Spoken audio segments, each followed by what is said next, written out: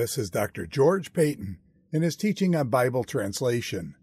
This is session number 24, Rhetorical Questions and Rhetorical Statements.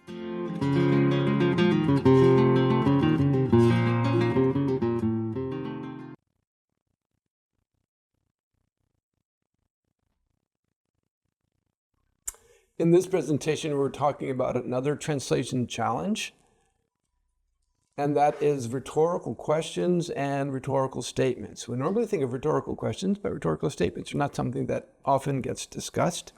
And we want to see how both of these can present challenges to Bible translators and also just Bible interpreters.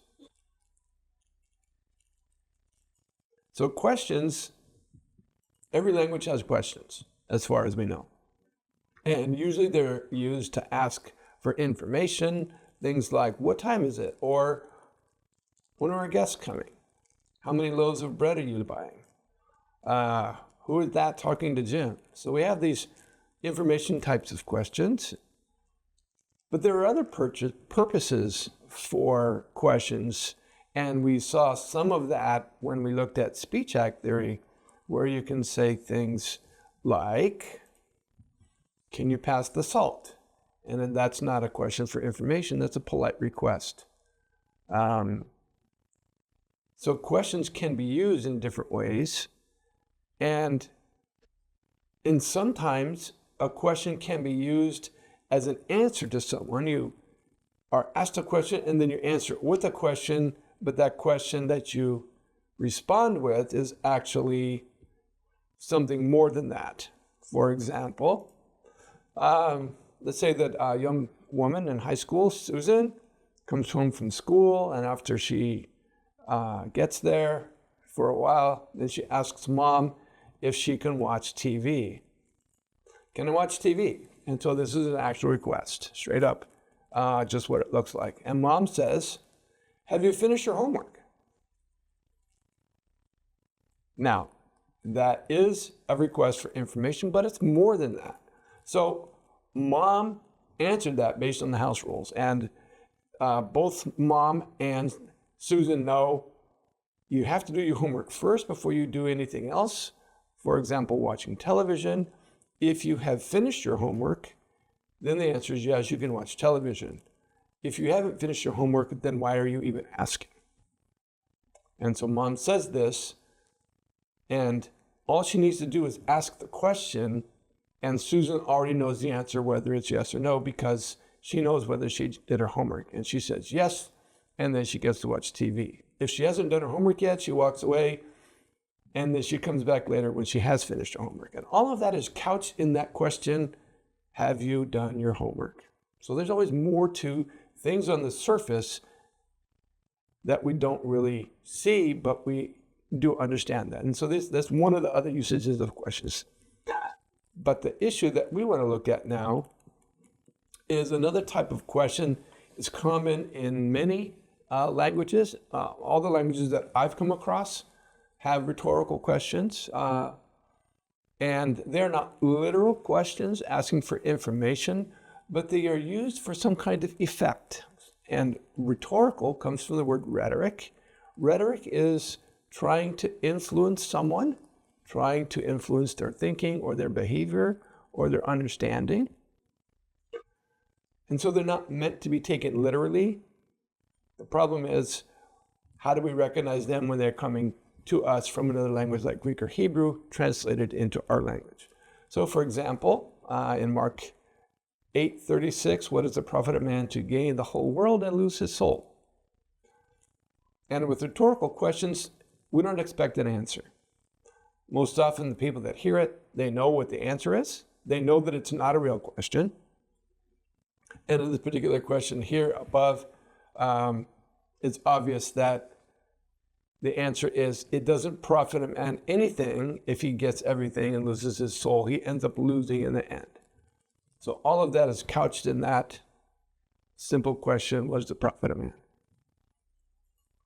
So sometimes it's not easy to determine whether a question is real or rhetorical. So I have some verses here, and then we can discuss, is it real or is it rhetorical? Is the person asking for information, or are they using it for a rhetorical effect? First one. God is treating you as sons. For what son is there whom his father does not discipline? Real or rhetorical? Probably rhetorical. Okay? How about this one? This is the case when Jesus was in the crowd and the woman with the issue of blood touched him, and he said, "Who touched my garments?" Is that a real question or a rhetorical question? I think it was a real question. And the disciples said, "Excuse me, sir, we're getting pushed to and fro. We're surrounded by a mob of people." And the answer is, everybody is touching you. What do you mean, who is touching me? Look around, and there's like 15 or 20 people trying to touch you. So they took it as a real question. So they tried to answer it, right? Okay, next one. 1 Timothy 3:5. For if a man does not know how to manage his own household, how can he care for God's church? And the implication is, if a man does not know how to manage his own household, he cannot care for God's church. Acts 2:7. And they were amazed and wondered, saying, "Are not all these who are speaking Galileans?" And the answer is, these guys are all Galileans. We all know that. Matthew 13:10. Then the disciples came and said to Jesus, "Why do you speak to them in parables?" And if we read Matthew and we read also the passage corresponding in Mark, the disciples really wanted to know what's going on, because in speaking to the people in parables, even the disciples sometimes didn't understand. And this then leads into the question about what does the parable about the sower mean? Will you please explain that to us? So this is a real question, or it seems to be. And this is the parable of the wheat and the tares. In Matthew 13:27, "Sir, did you not sow the good seed in your field? How then has it weeds?" We have two questions there. The first one seems to be rhetorical. Didn't we already plant good seed? And these workers probably were the ones who actually did it. So the answer is, we know that we planted good seeds. Then the actual question, how is it possible that these tares grew up if we were the ones who planted good seeds? So here's some other ones. Mark 3:4. Is it lawful to do good or to harm on the Sabbath, to save a life or to kill? But they kept silent. This was Jesus in Mark 3 when he's healing someone on the Sabbath. And he's asking these questions of the Pharisees. And they were looking for a reason to call Jesus out. And then he says this to them. But but they kept silent. Now, could they have answered? Maybe. Mark 4:30. They're in the boat. There's a storm. Jesus is asleep. "Teacher, don't you care we are perishing?" Sounds rhetorical. Mark 4:30, Mark 4:40. And he said to them, "Why are you afraid? Do you still have no faith?" So is Jesus confused? Is he asking for information? Probably not. And in one way, he's saying that to them. It doesn't, though, come across like being harsh. Maybe it's somehow a polite or a more gentle rebuke. Whereas in Mark 3:4, it seems to be he was calling them out. And he was upset with them. And you could just hear the tone in his voice. And it says later, he was so disturbed in his spirit and he was angry at them. Mark 4:41, following Mark 4:40. After the sea had been calmed. And he said, don't you have any faith? They said, who is this? Even the wind and the waves obey him. Is that real or rhetorical? Maybe a bit of both. Yeah. Okay. So it's not always easy to determine if it's a real one or a rhetorical one. But one clue is, did the people that were asked the question answer the question?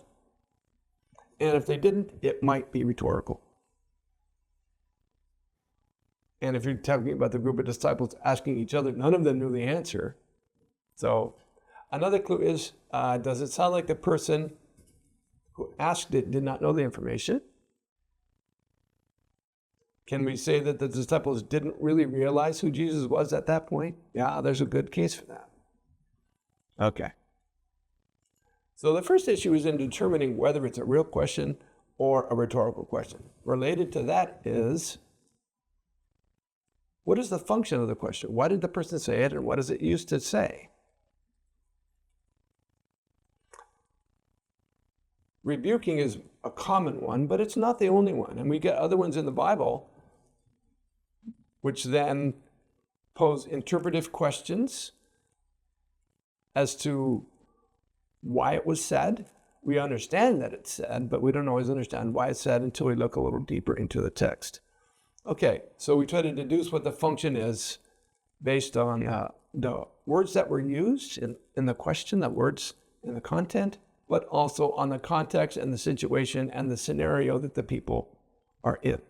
Okay, so one of the things that is used for is to state or emphasize the fact that's obviously true. So in Mark 3:23, Jesus says, how can Satan cast out Satan? It's obvious Satan can't cast out Satan. Another one, Goliath on the battlefield says, am I not a Philistine and you the soldiers of Saul? It's an obvious thing. So you come out and say that. And so certainly they all knew that. John 18:35, when Jesus is, let's say, discussing, maybe debating with Pilate, and Jesus says, did someone tell you about me, or did you already know that? And he said, am I a Jew? Which means what? I'm not a Jew. How do I know? Okay. So it's an obvious fact. I am certainly not a Jew. All right. Another one is to focus on a particular condition or situation, especially when there might be multiple possibilities. So James 5, 13 and 14. Is there any among you suffering? Let him pray. Is any cheerful? Let him sing praise. Is any among you sick? Let him call the elders and have them lay hands on you. And so the sense is, if someone is like this, they should do that. Or whoever is like this, let them do that. But it's led into with these rhetorical questions. Sometimes it's to introduce a new topic or to draw attention to something. In Ruth 3:1, Naomi says to her daughter-in-law, my daughter, shall I not seek security for you that it may be well for you? And then she goes on to say something else. Ruth doesn't even answer that. I was reading a commentary and it said, so Naomi asked this rhetorical question and Ruth obviously thought in her mind the answer is yes. I don't know that that was the purpose for Naomi asking it. It seemed to be that she was leading into something new. And she was broaching the topic. This is the way of broaching the topic, of getting into that situation and topic. The NIV and the NLT break down the rhetorical question and they say it in a statement. I should help you find a secure home. Interesting. Okay. Mark 4:30 and 31. how shall we picture the kingdom of God? Or by what parable shall we present it? It is like a mustard seed, and so on. So in that case, Jesus is not confused. He's not, gosh, man, let me think of something how to say this. Now, he's introducing a new topic, and it's a transition from the other things that he was saying before that. So he gives one parable, and then he does this transition, and then he gives another parable, and so on. So we've covered so far to focus on a particular condition, to focus, introduce a new topic, state something obvious. Another one is to rebuke someone, and this is the one that we expect, but it's not always the one. Mom catches her 3-year-old son sitting on the floor eating cookies in the cookie jar, and she says, "What are you doing?" And the son says, "Duh, Mom, what's it look like? I'm eating cookies." No, he doesn't do that. He's 3 years old, and he's scarfing these cookies, and he gets in trouble, and he's like, "Oh, I'm sorry, Mom." Okay. She's rebuking him. She's not asking for information. Matthew 12:34. Jesus is rebuking the Pharisees. "You brood of vipers, how can you, being evil, speak what is good?" So he's calling them out. Mark 8:17-20. They have just fed the 5,000, and they get on the boat, and Jesus says to them, "Beware of the leaven of the Pharisees." And they said, "Oh darn, he's upset that we forgot to take the bread." And he says, "I'm not asking you about bread." And then he asked them several questions. But the first question that he asked is, "Don't you understand?" And the last question that he asked is, "Do you really still not understand?"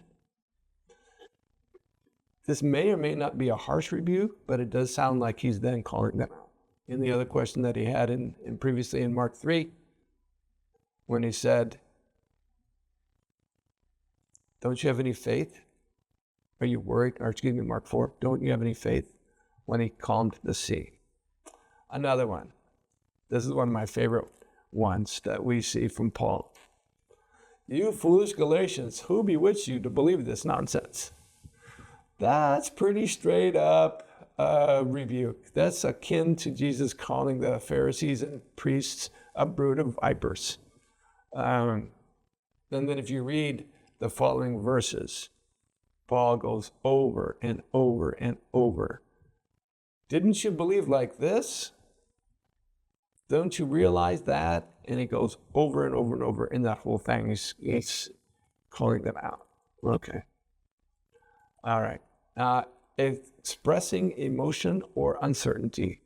So in Mark 8, 11, and 12, the Pharisees are arguing with Jesus, asking him for a sign, and he sighs deeply in his spirit. Why does this generation seek a sign? I think he was grieved in his spirit, and he then says what he says. He's not speaking to them. It's different than in Mark 9, where Jesus says to the people who are talking to him after he came down from the mountain, and he says, "You unbelieving generation, how long shall I put up with you?" He's speaking directly to them. But here he's kind of speaking just within himself, but he actually says these things. Okay, in Mark 12:17, the parable of the man that had the barns and he needed to build a bigger barn. And then he's considering, what shall I do since I have no place to put all my crops? So he's mulling things over, he's ruminating, he's thinking about this. Okay, and then sometimes it's a polite request or a suggestion. In Mark 5, the situation where Jesus was with Jairus going to heal Jairus' daughter, then the one with the issue of blood comes up, and then he heals that woman and she goes off, and then people come from Jairus' home and they report to Jairus, "Your daughter's dead." Why trouble the teacher any further?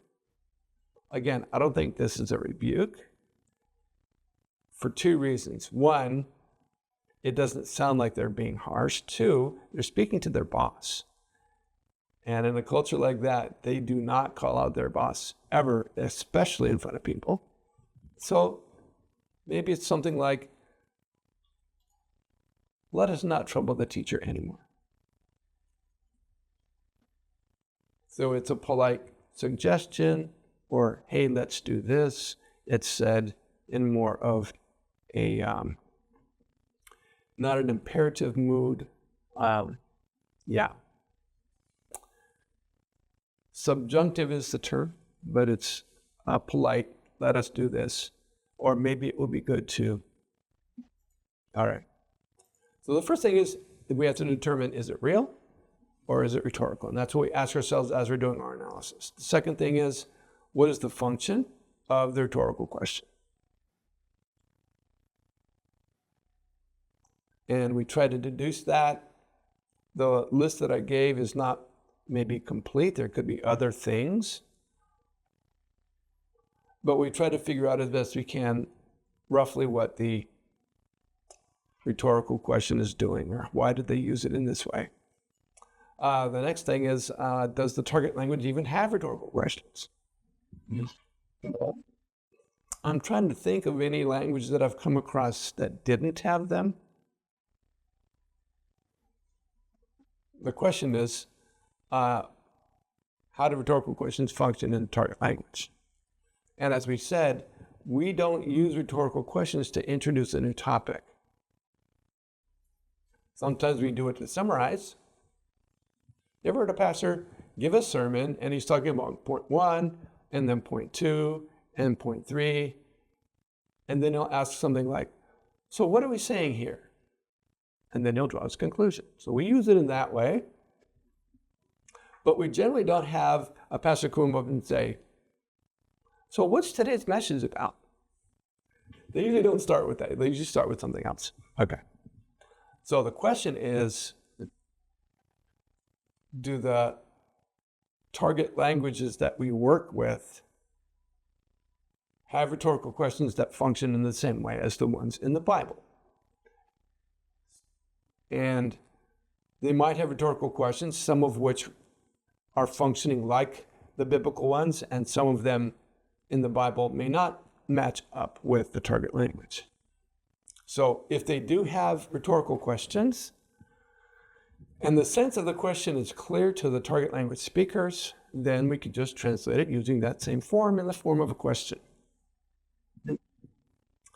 I remember I was working with a group of people in Namibia doing some oral translating of the book of Mark. And we covered about 5 or 6 chapters in this.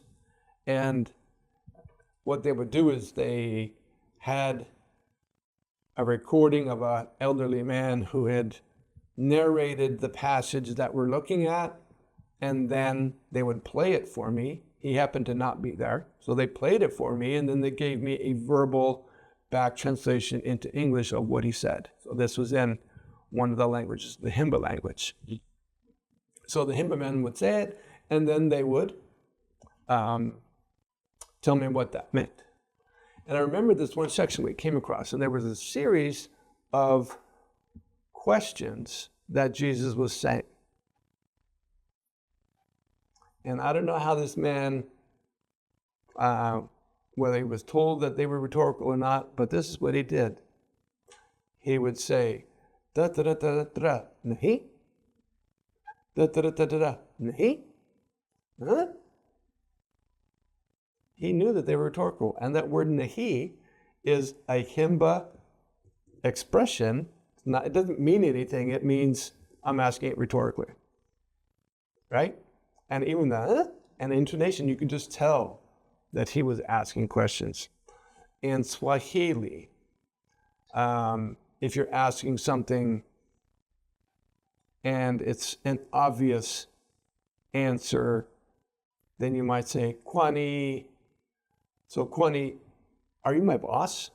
The answer is no, you're not. Why are you telling me what to do? So they use Kwani in that way. And in Orma, they have a word uri. And so that's another one. So these languages might have these little particles that they can use in order to communicate that these questions are rhetorical. And I just thought of another one in Swahili, J. So we're out of food right now. What about tomorrow? And they'll say, tomorrow, Jay? That's another one. It's a rhetorical question. So we have to look for ways in the target language to communicate these rhetorical questions in a natural way. And when you do it, it is really impactful. It just sounds so beautiful in their language, and they get it instantly. What happens if they don't have it? Then we need to think of another way to say it, because if we leave it as a question, it's not going to communicate. So we have to look at some way to rephrase it. And this is a grammatical thing. It's a little bit higher level language issue. It's not straight up grammar, but it's somehow language usage. Okay. So rhetorical statements or directives are sentences that are not meant to be taken literally because they are used for the impact or effect. So for example, rhetorical statements are statements used rhetorically.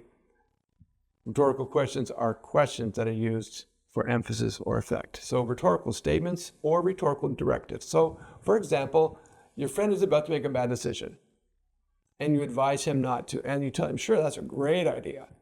I'm sure it will really turn out well. He knows that you aren't serious. He knows that you don't really think that. You say it for effect. We do this all the time and don't even realize we're doing it. Oh yeah, that's a great idea. Yeah. So we get these in the Bible. They're not super common, but we do get them. So we need to realize that they are not meant to be taken literally. And then the question is, should we leave it as a statement? Or should we alter it some way, or adjust it somehow so that people that are reading the text realize that it's not a straight up statement for giving information. So we need to do something. Here's one. This is John 11, around the time that Lazarus died, and Jesus delayed 2 more days intentionally so that Lazarus would be surely dead. And then he said to the disciples, let's go to Judea again. And the disciples said to him, Rabbi, the Jews were just now seeking to stone you, and you are going again?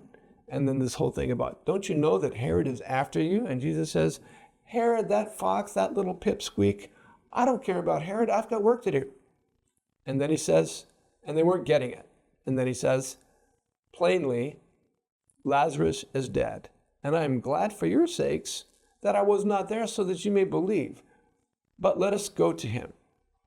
Therefore, Thomas, who was called Didymus, the twin, said to his fellow disciples, let us also go that we may die with him. That's actually a rhetorical statement. And to be honest, the way that it reads in English is kind of flat. It doesn't seem to have a powerful rhetorical effect, at least not on me when I read it. And sometimes you read it and you go, okay, what is that? And then you just go on and you don't really realize he's being not sarcastic, but he's not being literal. They were not ready to go and die with Jesus. They were not saying, you know what? Wherever Jesus goes, if he dies, we're going to die. That's what Peter did when they were at the Last Supper. And he says, if you're going to die, I'm going with you and I'm going to die. We don't get that here. This is a rhetorical statement that is often missed. The one that we had the other day, in the other lecture, the man that had the son that was demon possessed, And then he says to Jesus, but if you can do anything, take pity on us and help us. And Jesus said, if you can. All things are possible to him who believes.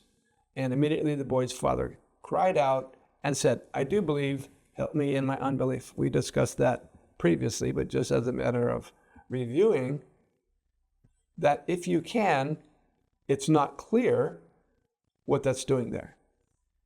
Is it a rhetorical statement? Is it a rhetorical question? The NLT makes it a rhetorical question, and then they even add to it by saying, what do you mean if I can? Other ones put a question mark, if you can. And in English, we have to use voice intonation in order to emphasize. But we're emphasizing something that's static words on a page. Other translations in English take this as Jesus saying, well, if you can believe, all things are possible. That they take it as a literal statement that Jesus is talking to the Father by saying that. And saying, if you can believe. So there's different ways of interpreting it because it is confusing. It is hard. I can't say definitively, I know for sure that this is a rhetorical statement, but it certainly has more going on in the text that if you just take that as a literal, Jesus encouraging the man to have faith, that is a possibility. If you look at the text, that it's a legitimate interpretation. There seems to be more going on though. Okay. The next one is found in Mark 14. They're in the Garden of Gethsemane. Jesus goes off to pray, and he came and found them sleeping and said to them, Simon, are you asleep? Could you not keep watch for 1 hour? Keep watching and praying that you may not come into temptation. The spirit is willing, but the flesh is weak. And he went again and prayed, saying the same words. And again he came back and found them sleeping, for their eyes were very heavy, and they did not know what to answer him. So we take that first one, Simon, are you asleep?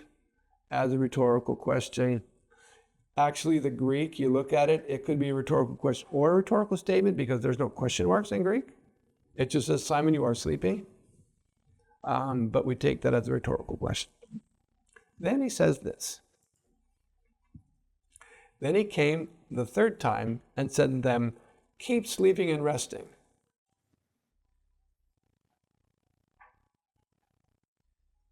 Is he really telling them they should continue sleeping? I heard a sermon on this once, and the pastor said Jesus was concerned about that. They were tired. They'd been going all day. It was the Passover. They hadn't slept. And he was concerned about them. You guys go ahead and keep on resting a little bit. It is enough. The hour has come. Behold, the Son of Man is being betrayed. Get up, let's go. Sorry, the time that he said, keep on sleeping, and the time that he said, let's get up and go, is about 2 seconds. Right? So the likelihood that he's encouraging them to sleep is very, very low, if not impossible. Interestingly enough, many English translations translate this, are you still sleeping and resting? Interesting. They turn it into a rhetorical question because keep sleeping and resting doesn't seem to make sense. So you go back to your friend who's making this decision and you say, that's a great idea. That's really going to turn out well. And he says, but I'm going to do it anyway. And you say, what? Fine, go ahead and do it then. You're not actually telling him to do it. But this is in the imperative mood in the Greek. Keep sleeping and resting. Interesting. Okay, so these can pose problems even to understand. These can pose problems then to translate it. And how should we translate it? Should we translate this particular one as a rhetorical question? If the language that we're going into, that we're translating into, does not have rhetorical statements, then there would be a problem in communication, and so that would be a good reason to move and say this in a rhetorical question, like many English versions do. And so one of the things is, are we doing something that's wildly unusual? And the answer is no, because we have several English versions that do that. Therefore, that's justification or some support in us choosing to do this. So where does this leave us? So we recognize that it is a rhetorical statement, and we ask, what is the function? Is it a rebuke or something else? And remember that if we use the Greek form or the Hebrew form, we have to ask ourselves, will people understand the rhetorical effect that the writer intended? And as we said, most versions translate John 11:16 when Jesus says, when that Thomas said, "Fine, let's go to Jerusalem and die." They translate it literally. I haven't seen any of them that translate it other than just straight up the exact form and the exact wording of Thomas. But as I said, that sounds somewhat unimpactful. Second thing, they vary on how they interpret and render Mark 9:23 and 24, and often it's unclear. The NLT takes a step of faith, as it were, and makes it into a rhetorical question and makes it really, really clear that Jesus says, "What do you mean, if you can?" Now, are they adding words to Jesus? Did he say those words? Some might argue yes. Is the rhetorical effect changed? The case can be made, no, it's not changed. And so what is the most important thing here? The most important thing here is the rhetorical effect and keeping the words. So we have to balance both. The third thing, most of the versions in Mark 14:41 turn it into a rhetorical question so that it is clear, because they made they had the sense that people may not get that this is a rhetorical statement. So we keep the form as best we can, while at the same time really emphasizing on the rhetorical function. And we do that for rhetorical questions, and we do that for rhetorical statements. So that is another translation issue that we wrestle with when we translate the Bible.